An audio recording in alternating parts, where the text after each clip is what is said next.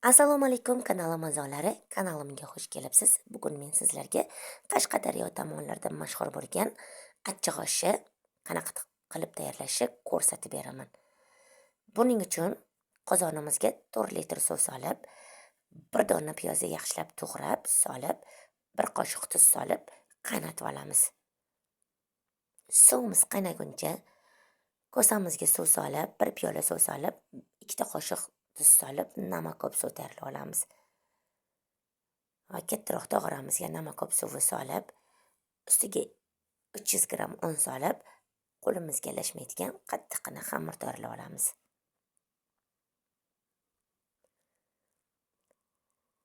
Tayyor bo'lgan xamirimizni zivolacha qilib 5 daqiqa ustini yopib tindirib qo'yamiz. 5 daqiqadan so'ng xamirimizni olib, yupqa qilib sekin asta yoyib olamiz. Hurmatli bekajonlar, juda ham mazali taom chiqadi. Hammaga birdek yoqadigan, albatta sizlarga ham tayyorlab ko'rishingizni tavsiya qilaman.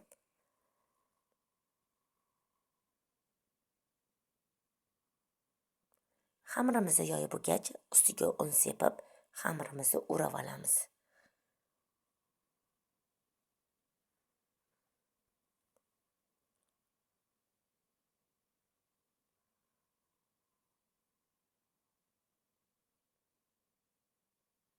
Xamirimizni o'rab bo'lgach, taxtamizni ustiga qo'yib, maydalab kesib chiqamiz.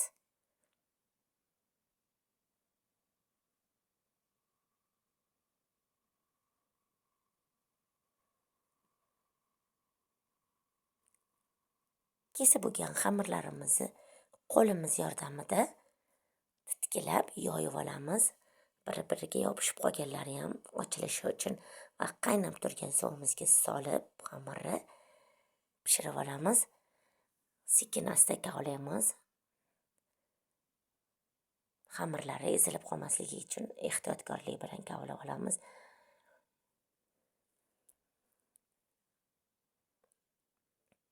Mana oshimiz tayyor. Oshimizni qatig'ini aralashtirmay turamiz, chakkisini biroz soviguncha. Oshimiz soviguncha chakkini suyultirib olamiz. Albatta Qashqadaryo tomonlarida chakki deyishadi. Chakkini g'adir-budurlarini qoldirmasdan chiroyli qilib, suyuqqina qilib, yaxshilab suyultirib olamiz. Chakkiga tuz solmadim, hurmatli bekajonlar. Oshim o'zi tuzi normalli bo'lgani uchun, tuz solingan uchun chakkiga tuz qo'shmadim.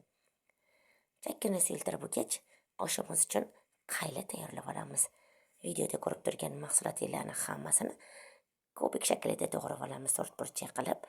Tovuq go'shtimizni solib, yaxshilab qovuramiz. Aslida qayla uchun tovuq go'shti ishlatilmaydi, bekajonlar. Men domashniy qilib uyda tayyorlaganim uchun tovuq go'shti solib ishlatdim. Piyoz solamiz go'sht ustidan. Sabzimizni solamiz. Kartoshkamizni ham solib, yaxshilab qovuramiz.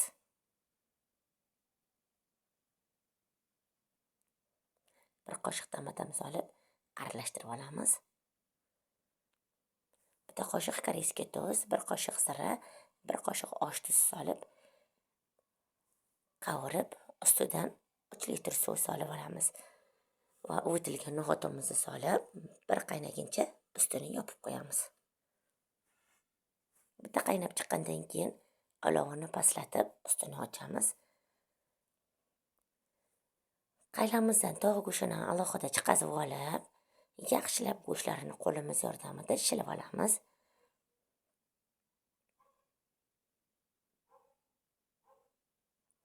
Va tayyorlab olingan go'shtni qaylani ustiga solib, yaxshilab aralashtirib qo'yamiz. Mana deyarli oshimiz yarim tayyor holiga keldi. Qatig'imizni solib, chakkimizni yaxshilab oshda aralashtirib olamiz.